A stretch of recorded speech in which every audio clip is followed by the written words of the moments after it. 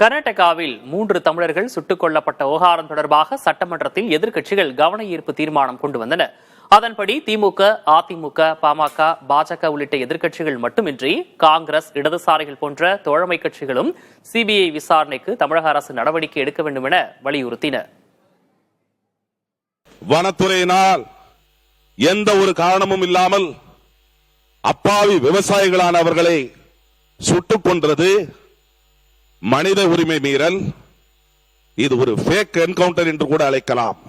தமிழர்களுக்கு நியாயம் கிடைக்க வேண்டும் என்று சொன்னால் அவர்களுக்கு, அந்த பாதிக்கப்பட்ட குடும்பத்தினருக்கு வேலை வாய்ப்பு கொடுக்கப்பட வேண்டும், கொலை வழக்கு பதிவு செய்யப்பட வேண்டும்.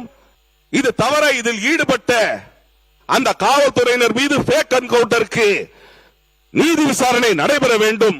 இச்சம்பவம் நடைபெற்ற இடம் 2 மாநிலங்கள் எல்லை பகுதியாகும். நியாயமான விசாரணை நடைபெற வேண்டுமென்றால் இதை சிபிஐ விசாரிக்கத்தான் உண்மை வெளிவரும். எனவே இவ்வழக்கை சிபிஐ விசாரணைக்கு உட்படுத்த உரிய நடவடிக்கையை இந்த அரசு மேற்கொள்ள வேண்டும். உயிரிழந்த 3 குடும்பத்திற்கு கர்நாடக அரசு அறிவித்துள்ள நிதி ரூபாய் 5 லட்சம் மிக குறைவு. எனவே தமிழக அரசின் சார்பாக பாதிக்கப்பட்ட குடும்பங்களுக்கு தேவையான உதவிகள் செய்ய இந்த அரசை வலியுறுத்துகிறேன்.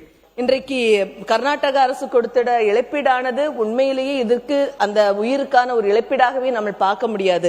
எனவே இதற்கு கூடுதல் இழப்பீடும் கொடுப்பது மட்டுமல்லாமல் இதற்கு தகுந்த சிபிஐ விசாரணையும் நடக்க வேண்டும் என்பது தமிழக காங்கிரஸ் கட்சியினுடைய நிலைப்பாடு என்பதை நான் தெரிவித்துக் கொள்கின்றேன். வனத்துறையுடைய இந்த அராஜக போக்கை இந்திய கம்யூனிஸ்ட் கட்சியின் சார்பாக வன்மையாக கண்டிக்கிறோம். அதே போல இவர்கள் மீது கொலை வழக்கு பதிவு செய்ய வேண்டும். அதோடு மட்டுமில்லாமல் உயிரிழந்த குடும்பத்துக்கு அரசின் சார்பாக 1 கோடி ரூபாய் கர்நாடக அரசு நிவாரணம் வழங்க வேண்டும். குடும்பத்தில் ஒருவருக்கு வேலை வாய்ப்பு வழங்க வேண்டும். இந்த வழக்கை சிபிஐக்கு மாற்றப்பட வேண்டும்.